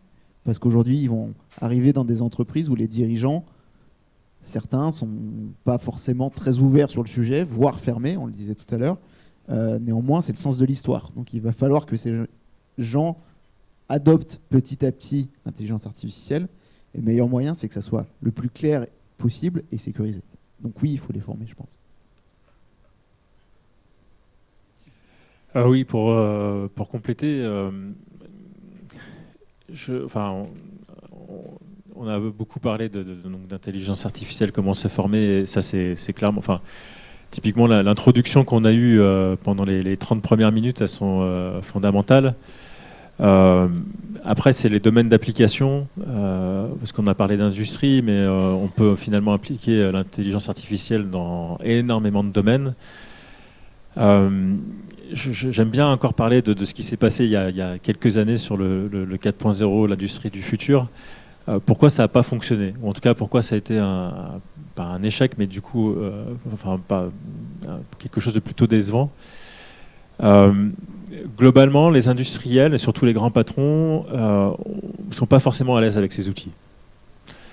Alors déjà, ils n'étaient pas à l'aise avec les outils d'il y a 10 ans, mais alors là, ça va tellement vite que c'est compliqué pour eux. Et je pense que, un peu comme les Scrum Masters pour des projets digitaux et compagnie, finalement, de comprendre dans quel domaine d'application on peut appliquer l'intelligence artificielle, de bien les aider à qualifier le besoin. Parce que c'est, encore une fois, l'intelligence artificielle, c'est génial, c'est comme plein d'autres outils qu'on peut utiliser au quotidien. Mais pour faire quoi ? Et le pire des risques, ce serait de proposer l'intelligence artificielle comme une espèce de truc miracle qui va régler tous les problèmes. Et finalement, de revenir à des fondamentaux. Quels sont les besoins, bien qualifier le besoin. Et in fine, est-ce que c'est l'intelligence artificielle qui va pouvoir régler mon problème ou d'autres outils ? C'est quand même quelque chose de fondamental. Et pour ça, ça veut dire qu'il faut aussi comprendre, pas que l'intelligence artificielle, il faut aussi apprendre à comprendre l'ensemble si on parle de l'industrie, des process, des contraintes et des évolutions techniques et technologiques. Je terminerai juste là-dessus. Par exemple, l'intelligence artificielle en maintenance, c'est une énorme opportunité pour, encore une fois, ce qu'on expliquait tout à l'heure, toucher du doigt la maintenance prédictive, qui sera une révolution dans la maintenance comme on n'en a jamais connu depuis, peut-être 50 ans ou 60 ans, quoi. Donc vous imaginez à quel point c'est enthousiasmant. Par contre, ça fait quelques années qu'on bute concrètement sur des vraies difficultés. Et les vraies difficultés, c'est que les ingénieurs qui sont dans les usines ont une vraie difficulté à comprendre quels sont les besoins du client, comment qualifier les données, comment les structurer, comment, quand on est confronté à ces chefs qui disent c'est super ton truc, mais ça va servir à quoi ? Donc, quel va être le ROI de la solution qu'on va pouvoir mettre en place ? Et ça, là, je vous parle de trucs concrets. Et donc, c'est bien d'avoir des compétences d'intelligence artificielle, mais dans un contexte global, et là, ça sera une vraie force, parce que vous aurez des vraies opportunités de gains, telles qu'on les a vues tout à l'heure, et notamment si on parle de la maintenance, en maintenance productive. Promis, on veut bien les former. J'avoue qu'en fait, la question est un peu tendancieuse, parce qu'en fait, former à l'intelligence artificielle, si on parle de quelque chose qu'elle apprend tout seul, qui se développe, depuis qu'on parle potentiellement, elle a déjà changé peut-être de forme une vingtaine de fois, je ne sais pas trop qu'est-ce que ça veut dire. La seule chose qu'il faut se dire aujourd'hui, c'est, moi je pense que, il faut être sincère, aujourd'hui la question c'est comment on fait en sorte que les gens qui sont dans cette pièce, peut-être à distance, ils puissent trouver potentiellement, ils puissent surfer sous cette vague-là. C'est plutôt là la question. Parce que former l'intelligence artificielle, vous trouvez toujours quelqu'un qui le sait faire mieux. À l'autre bout du monde, il va coûter peut-être la moitié. La question en fait de fond aujourd'hui, c'est plutôt se dire comment les futurs ingénieurs, ils peuvent apporter et maîtriser les outils et apporter une valeur ajoutée dans l'entreprise malgré et avec l'intelligence artificielle. Ça veut dire quoi ? C'est qu'à un moment donné, soyons clairs, aujourd'hui la data... c'est bien de mettre la bonne data, mais soyons clairs, on a de l'IoT, on a des éléments qui aujourd'hui permettent d'avoir la bonne data dans la bonne case. L'outil, vous avez compris, c'est quelque chose qui prend de plus en plus de volume et qui va manger les périmètres de la création de la data, mais également de son interprétation. La valeur de l'ingénieur demain, et c'est je pense là-dessus qu'il faut travailler, c'est finalement, oui, c'est bien tout ça, mais on l'a dit au départ. La machine, elle ne m'a pas donné le lion et le lionceau, en fait. La machine, j'ai dû lui expliquer ce que je voulais, des exemples. C'est la capacité à utiliser l'outil qui va faire la valeur de la personne. Aujourd'hui, Google, toujours pour utiliser un bel exemple, aujourd'hui, vous tapez dedans A, il vous sort n'importe quoi. Vous tapez la bonne phrase, il vous sort n'importe quoi. Vous tapez quelque chose de bien plus précis, il vous sort ce que vous cherchez. Donc aujourd'hui, c'est la capacité à l'outil, c'est l'intelligence d'utilisation qui va faire la différence dans l'ingénieur de demain. Et l'entreprise, ce qui va payer, c'est pas quelqu'un qui va inventer l'intelligence artificielle, excusez-moi, mais aujourd'hui, ça, c'est pas quelque chose qu'on cherche à saisir. La question, c'est quelqu'un qui a l'intelligence de s'en servir de l'intelligence artificielle. C'est l'intelligence humaine qui va se servir de l'outil. Donc la réponse est oui. Alors, pas former l'intelligence artificielle, Très clairement, aujourd'hui, on ne demande pas aux gens normalement de réinventer l'eau chaude, hein, ça existe déjà. Il y a des gens qui le font. Moi, j'ai un petit dicton, je trouve, qui est vraiment assez smart. Dans la vie, soit on est autour de la table, soit on est de l'assiette. Donc la question aujourd'hui, c'est se dire, est-ce que nous, à niveau européen et à niveau même de la France, on a envie d'avoir des gens compétents qui savent surfer et utiliser les outils de la meilleure des manières, ou est-ce que potentiellement, on a juste envie d'être un marché de consommation dans lequel les gens, demain, vont payer $22 pour demander notamment quel temps il fait demain matin. Donc soyons d'accord sur le fait que l'intelligence artificielle, on ne peut pas être formé à l'intelligence artificielle, on doit être formé à la compréhension des enjeux et à la maîtrise de l'intelligence artificielle. Voilà, c'était juste pour compléter ce que tu dis, c'est un nouvel outil. Les ingénieurs, ils ont commencé avec des règles et des crayons, et puis après, il y a eu des calculatrices, puis des ordinateurs. Et maintenant, il y a ça. C'est un nouvel outil, c'est un outil en plus. Donc voilà, et de prendre ce recul-là. Ok, merci. Avant de passer aux questions dans le public, j'ai encore une question encore plus tendancieuse. Intelligence artificielle, création ou destruction d'emplois? Vous avez 2 secondes. Alors, ça dépend. Alors, bon, de toute façon, ça a été mis dans un PV après qu'on avait fini de discuter avec les parlementaires, donc on peut se livrer là-dessus. Bon, il y a des inquiétudes, hein, très clairement. On se pose la question. Alors, là où ils sont malins, les gens, moi, je l'ai vécu avec la fibre optique. Aujourd'hui, la fibre, c'était le chantier du siècle. Bon, ça a duré 10 ans, le chantier du siècle, quand même. Hein. Donc, aujourd'hui, on se demande où on met ces gens. La 5G, c'est pareil. Bon, il y aura des nouvelles technos, mais ce sera de plus en plus intégré, compacté. On sera toujours sous de la valeur ajoutée et de moins en moins de main-d'œuvre terrain. La bonne main-d'œuvre terrain. La question en fait, qu'il faut se poser aujourd'hui, c'est je pense que là où l'État il a un véritable enjeu et les centres de formation, ils ont pour moi en fait une carte à jouer, c'est comment on fait pour créer une compétence de transformation. Très clairement, je suis désolé, mais vous allez former quelqu'un aujourd'hui pour faire de l'informatique, il est au chômage. Vous allez former sous des applicatifs ou des logiques, il va trouver du boulot. Donc aujourd'hui, on est plutôt dans une logique où je pense que les centres de formation doivent anticiper le besoin. Je pense que le CESI là-dessus, je pense que c'est une école maligne. Bon, je l'ai fait, donc je suis un peu partisan, mais très clairement, c'est la logique de s'entourer de partenaires industriels et finalement savoir fleurer la tendance et préparer la compétence qui va avec cette tendance. Parce que très clairement, en fait, se mettre autour de la table et reprendre des choses qui n'ont plus de marché, c'est comme étudier une langue morte, c'est une niche. Donc, pour répondre un peu à ça, je pense qu'il y a 2 philosophies aujourd'hui. La première, c'est « Oh mon Dieu, qu'est-ce qu'on va faire ?» Et la deuxième, c'est de dire prenons ça comme une opportunité pour réinventer des filières, les anticiper, travailler peut-être aussi avec des organismes, parce que l'intelligence artificielle n'est pas une question uniquement d'ingénieurs ou de gens qui sont calés là-dessus. C'est également une question disons, de réglementation. Il y a des métiers qui sont tout autour de l'intelligence artificielle. On a parlé de la protection de la data, de la sécurité.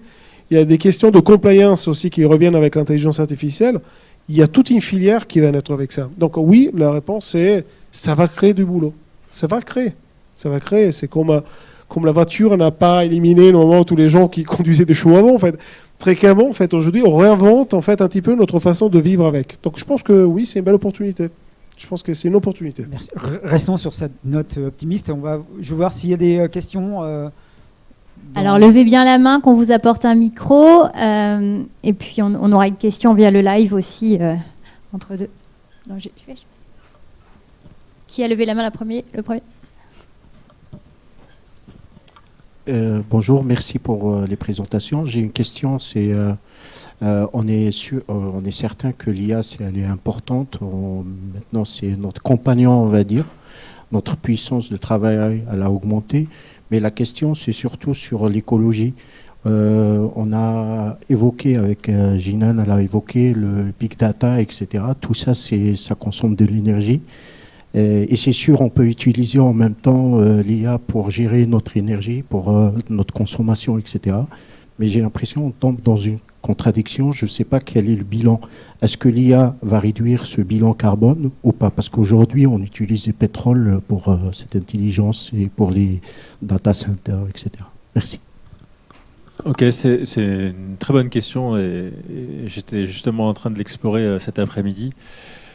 Bien entendu que ça consomme de la data. Après, si on revient à ce que je disais tout à l'heure, si vous qualifiez bien vos data, plutôt que d'exploiter des millions et des millions de data, vous allez en exploiter beaucoup moins, donc vous allez consommer beaucoup moins. Et c'est pour ça que j'évoquais tout à l'heure la formation autour de l'IA, hein, c'est comment on travaille ces fameuses données. Par contre, en effet, typiquement FIV, et notamment FIV Maintenance, on a cet objectif et on a déjà des produits sur étagère qui nous permettent d'optimiser la consommation des machines. Alors déjà parce qu'on a développé des capteurs non intrusifs qui nous permettent de se connecter à des machines récentes comme des vieux tromblons d'il y a 40 ans. Et il y en a beaucoup dans les usines françaises, parce que nos usines sont quand même assez anciennes. Et demain, quand je dis demain, c'est vraiment cette année ou l'année prochaine, quand on va commencer à brancher de l'IA dessus, eh ben on va encore plus optimiser la consommation des machines. La consommation des machines, ça va être le groupe hydraulique, le groupe de graissage, bref, enfin, des trucs d'énergie. Hein. Et donc, on n'a pas fait et d'ailleurs, je ne sais pas si beaucoup d'industriels ont encore fait cet exercice de se dire est-ce que de consommer la data, ça consomme plus que ma machine? Intuitivement, j'ai envie de dire que les industries consomment tellement que si on qualifie bien les data, normalement, on devrait être gagnant. Et d'ailleurs, avec tout ce qui s'est passé dans le monde ces derniers temps, avec la crise du climat, la guerre en Ukraine et compagnie, les industriels ils se sont posé la question, sans compter les normes qui sont en train de sortir, comment je peux faire des économies d'énergie à très grande échelle dans les usines. Le premier truc qu'ils ont attaqué, c'est les bâtiments. C'était le quick win. C'est des trucs aussi bêtes de régler la clim. Enfin, je caricature, mais... Bon, demain, ça va être beaucoup plus complexe parce qu'il va falloir s'attaquer aux machines. Et les machines, dans une usine, vous avez une énorme diversité. Vous avez des machines-outils, vous avez des moyens de levage, vous avez des traitements de surface, vous avez plein de machines avec des technologies extrêmement diversifiées. Et donc de piloter ça pour aller chercher des économies d'énergie, c'est extrêmement complexe. Et donc là, une fois qu'on aura bien monitoré ces différents équipements et qu'on aura intégré de l'intelligence artificielle, on pourra aller encore plus loin. Et on a besoin de ça, parce que les bâtiments, encore une fois, c'est fait. Enfin, c'est fait. C'est en train de se faire, là, chez tous les grands industriels, mais ça ne sera clairement pas suffisant. Donc voilà, je ne sais pas si... Je n'ai pas la réponse techniquement, mais clairement, si on travaille bien, ça va nous aider à faire des économies d'énergie. On a une question via le live, donc un ancien ingénieur saisi dans le cadre du CEFIPA. Donc l'intelligence artificielle n'étant pas une personne morale, comment gérer la notion de propriété intellectuelle et de responsabilité civile et pénale? Selon vous, est-ce un enjeu majeur? J'imagine que oui, évidemment.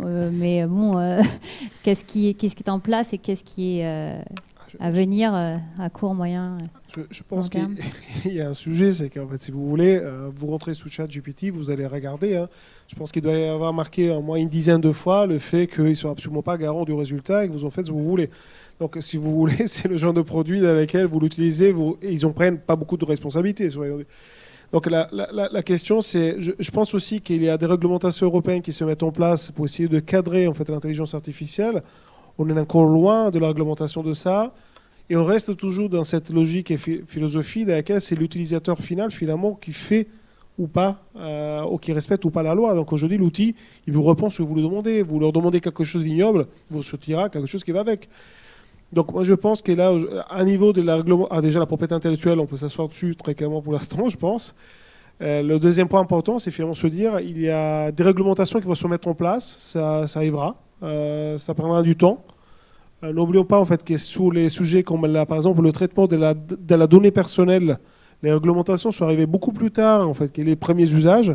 Donc comme d'habitude en fait il y a une chaîne de valeur dans laquelle il y a un prototype, il y a une création business et finalement avec la popularisation du business, il y a la réglementation qui s'adapte. Mais on est toujours avec un cran de retard par rapport à l'usage et aux outils. Juste pour rebondir sur un dernier point, après je pense couper le micro, mais sur la partie environnementale, en fait, je pense qu'il y a un dernier point. Moi, l'intelligence artificielle, je discutais avec un équipementier qui commence avec la lettre N et qui vient des pays nordiques. Et il y a quelque chose d'assez étonnant, c'est qu'on se posait la question de comment réduire l'impact de la 5G, par exemple. La réponse, c'est qu'avec ce qu'on appelle la 5G standalone, finalement, on est en mesure de piloter à distance les antennes et les éteindre de manière intelligente pour faire en sorte qu'à 3 heures du matin, dans un endroit paumé, vous n'avez pas besoin d'arroser tout le monde avec la 5G parce qu'il n'y a personne qui l'utilise. Donc la question de savoir adapter l'hardware avec le bon software, avec la bonne intelligence derrière, pour faire en sorte de limiter l'impact au carbone de certaines technologies qui sont quand même énergivores, très clairement. Donc il y a un usage intelligent. Là, je suis un petit peu moins optimiste, c'est que vice-versa, je pense qu'on arrive dans une phase dans laquelle on a lancé la machine. Aujourd'hui, tout le monde, vous voyez le nombre de personnes qui utilisent les outils. Tous les fois alors, il y a une dizaine d'années, vous tapez sur Google quelque chose, vous disiez, clique sur le rechercher, et me sortait les résultats. Aujourd'hui, il anticipe mes mots. Vous l'avez vu. Vous tapez et déjà, il vous devine le reste parce qu'il est malin. Il vous connaît. Donc la question, c'est qu'il a quand même des serveurs à l'autre bout du monde qui sont sollicités pour faire cela. Donc aujourd'hui, il a une énergie en quelque sorte qui est l'énergie qu'on peut voir chez soi avec des outils, la fibre, etc., qui vont consommer de plus en plus parce qu'il faut absorber toutes ces datas. Il y a un réseau qui va demander de plus en plus d'énergie parce que vous imaginez bien que la valeur, elle est chez quelqu'un, mais il y a des gens qui doivent garder les tuyaux, ils doivent investir pour faire en sorte que vous puissiez les utiliser sans la possibilité d'augmenter vos abonnements. N'oublions pas qu'avec l'intelligence artificielle, avec une data qui s'envole, moi je veux voir quelqu'un d'entre vous qui accepterait demain de prendre 5 € de plus sur son forfait mobile. Je veux voir. Donc imaginez un petit peu l'équation difficile des gens qui se trouvent au milieu, avec un utilisateur final qui va à gogo, avec des gens au milieu qui doivent absorber le coût, avec quelqu'un enfin qui fait porter finalement l'empreinte écologique à quelqu'un d'autre. Donc je pense qu'il y a un problème de réglementation, il y a un problème aussi d'éducation. Très clairement, c'est un sujet que de manière industrielle, il peut avoir du sens. De manière grand public, sans une éducation derrière, ça peut être aussi un gouffre, très clairement. Juste sur la propriété intellectuelle, effectivement, c'est un enjeu majeur de l'IA, et en particulier l'IA générative et dans l'image et dans le graphisme, etc. On parlait tout à l'heure de est-ce que ça va créer des emplois. Je pense que ça va modifier des emplois. Un graphiste demain, il va falloir qu'il revoie un petit peu sa copie. Un photographe, pareil. Firefly, aujourd'hui, donc Adobe, qui est quand même une entreprise de renom, a intégré quand vous téléchargez le fichier, vous avez dans les données du fichier qu'elle a été générée par l'outil. C'est très facile aujourd'hui de le faire, de le chanter. Petit à petit, toutes ces entreprises-là, effectivement, il y aura des régulations et des lois, etc., qui vont se mettre en place. Et les entreprises, en parallèle, essayent d'amener aussi des outils pour verrouiller ça. Ok, merci. Et effectivement, on va nous couper les micros. Je vous propose, on a un cocktail à côté. Il va falloir qu'on libère un peu le public. Deux choses. Alors, la première chose, c'est j'espère que cette table ronde vous a intéressé. On a pour ambition ici de mettre en place peut-être l'année prochaine pas un cycle de table ronde, mais s'il y a des thématiques qui vous intéressent, n'hésitez pas à nous en faire part et on verra si on peut mettre cela en place. Et dernier point, donc merci messieurs, merci Jenan de votre participation. Vous pouvez les applaudir. Merci à tous ceux qui sont en distanciel et merci à toute l'équipe. Pascal, il y a Bernard au niveau informatique, Héloïse, Christelle et son équipe, Laetitia et son équipe. Merci à vous tous. Et je vous invite donc de passer à côté pour grignoter quelque chose ou vous désaltérer. À bientôt. Et merci à Guénel pour cette animation. Merci beaucoup.